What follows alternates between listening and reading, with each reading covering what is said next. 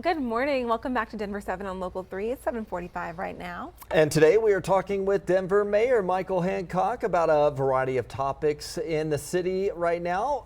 Good morning to you, Mayor Hancock. Thanks for joining us.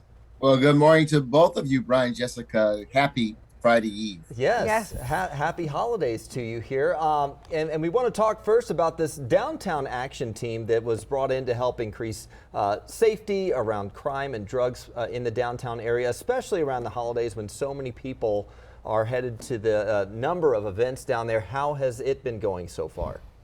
So far, good. This is our second iteration of our efforts to bring about a safer, more vibrant downtown following the pandemic.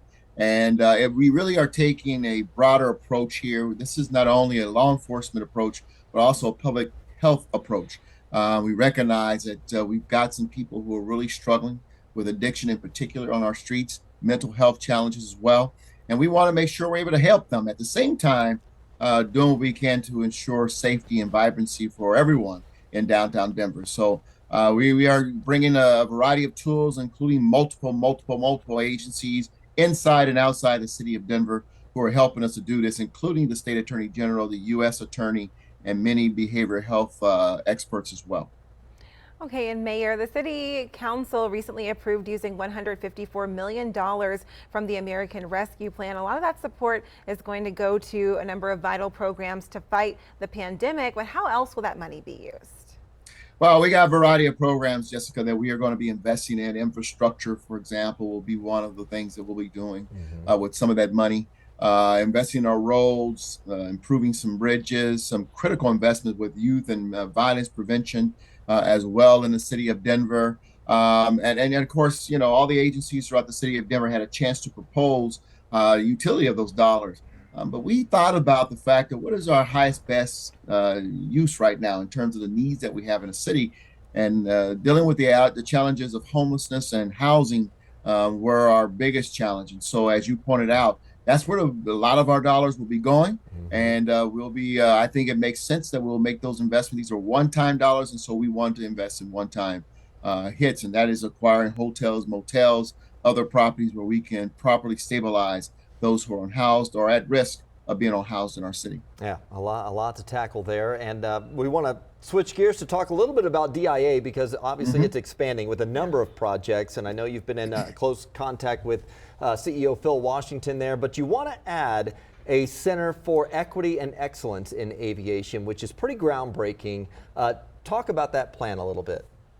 Well, there's no secret, Brian, that our aviation industry across this nation is threatened by the lack of, employees, labor, and as well as investment in communities that perennially have not been engaged at all in the aviation industry. And so the Center of Equity and Excellence, which is a phenomenal vision that Phil Washington proposed to me and said, we ought to do this, Mayor. This will get a chance for us to train our next generation of employees at the airport, but also those who may be interested in maybe owning a concession at the airport. It's a very rich opportunity for anyone to work at the airport. I have learned about the aviation industry since coming to as a member of city council to the city of Denver. And I tell you, I have learned it's one of the most untapped, phenomenal industries for everybody to be engaged. And we really got to find a way to create that pipeline. And so the Center of Equity and Excellence is designed to do just that, prepare our next generation in a variety of jobs and sectors at the airport. And let me remind everybody, we forget that we have the Global Pilot Training Center for United Airlines in Denver, Colorado, and Quebec. And so this just completes the circle for us. Right. All right, speaking of things getting completed, we can now talk about the Central 70 Park. You were at the grand opening yesterday. So it sits just over I-70, and there is a lot of more space to play for the kids.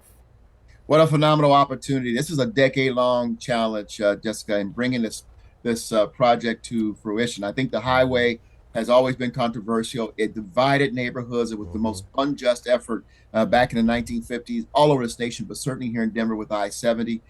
When we went to renovate or redo I-70, it was whether we move it, which would have triggered decades of lawsuits and millions of dollars of controversy, or do we improve it? And if we can, and while we do that, connect our communities. And so this park, the lid over I-70, was a negotiation that the city brought to the state and said, what if we connect these communities with a park? This park is very much, as you see in these videos, pictures, a part of the school. This will be the playground for the kids, but also a new park for the neighborhood. And you can play soccer. You can't even hear the highway underneath this park. I was on it yesterday with the ribbon cutting ceremony. You can't even hear the traffic. Yeah. That's a beautiful thing, a way Right. to connect these communities and bring justice, social justice and environmental justice back to these communities. Yeah, you forget that the freeway is even there underneath. That's right. It's seamless, and I can't wait to see what it looks like in the spring when the weather warms up, but I'm sure a lot of people will be out there today.